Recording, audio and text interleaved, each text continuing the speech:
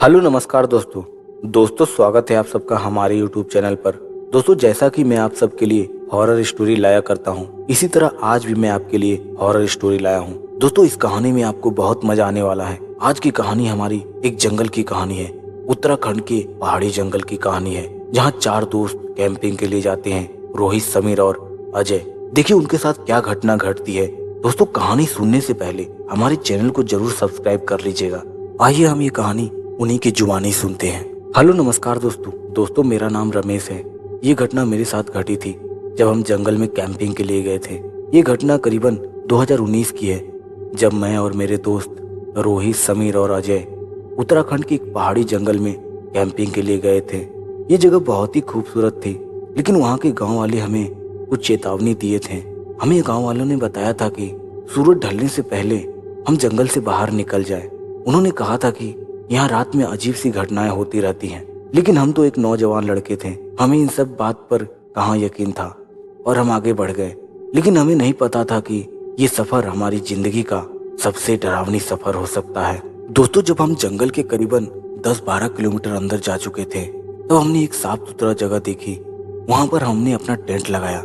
रात के करीब 11 बजे जब हम आग जलाकर बैठे थे, बातें कर रहे थे, पास के पेड़ से किसी के चलने की हल्की सी आवाज आई।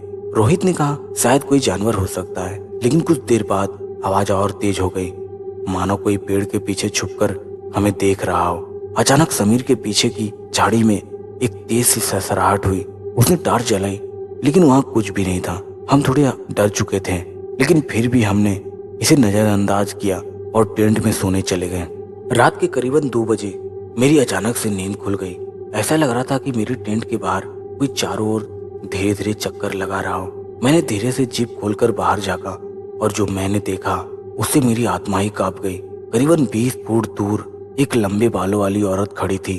उसके कपड़े फटे हुए थे और उसका चेहरा दिख नहीं रहा था, लेकिन सबसे डरावनी बात तो यह थी कि वो जमीन पर नहीं थी, हवा में तैर रही थी। मैंने हड़बड़ाकर रोहित को जगाया। जैसे ही उसने बाहर झाँका, वो औरत अचानक पास आ गई। हम दोनों डर के मारे चिल्ला उठे। बाहर आने पर अजय और समीर भी जाग गए, लेकिन जब उन्होंने देखा कि हम डर के मारे कांप रहे हैं, तो वे भी घबरा गए। हमने हिम्मत करके चारों ओर टॉर्च मारी, लेकिन अब वहाँ कोई नहीं था। अब हम वहाँ एक पल भी नहीं रुक सकते थे। जल्दी जल्दी सामान समेटकर हम जंगल से बाहर निकलने लगे। लेकिन जैसे ही हम वहाँ से चलने के लिए निकलने लगे, हमें कुछ फुसफुसाने की आवाज आने लगी। ऐसा लग रहा था कि कोई हमारे ठीक पीछे चल रहा है।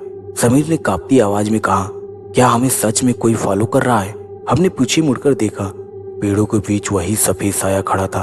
अब हम दौड़ने लगे, लेकिन अजीब बात यह थी कि जंगल का रास्ता कभी खत्म ही नहीं हो रहा था। ऐसा लग रहा था जैसे हम बार बार एक ही जगह पर आ रहे हैं। तभी अचानक रोहित को लगा कि किसी ने उसका हाथ पकड़ लिया। वो चिल्लाया और हम सब एकदम से डर गए थे। लेकिन जब हमने देखा तो वहाँ कोई नहीं था। अब हम पूरी ताकत से भागने लगे और अचानक सामने एक बूढ़ा आदमी आ गया था। वो आदमी गाँव का ही था और हमें देखकर बोला, तुम लोग बहुत भाग्यशाली हो जो बच गए, लेकिन आज तक कोई भी यहाँ से जिंदा बचकर नहीं गया। यहाँ सालों पहले एक औरत रहती थी जिसकी हत्या कर दी गई थी और उसकी आत्मा आज भी यहाँ भटकती रहती है। हमने डरते हुए पूरी घटना बताई। उसने हमें भगवान का एक तावीज दिया और कहा कि इसे हमेशा अपने पास रखना।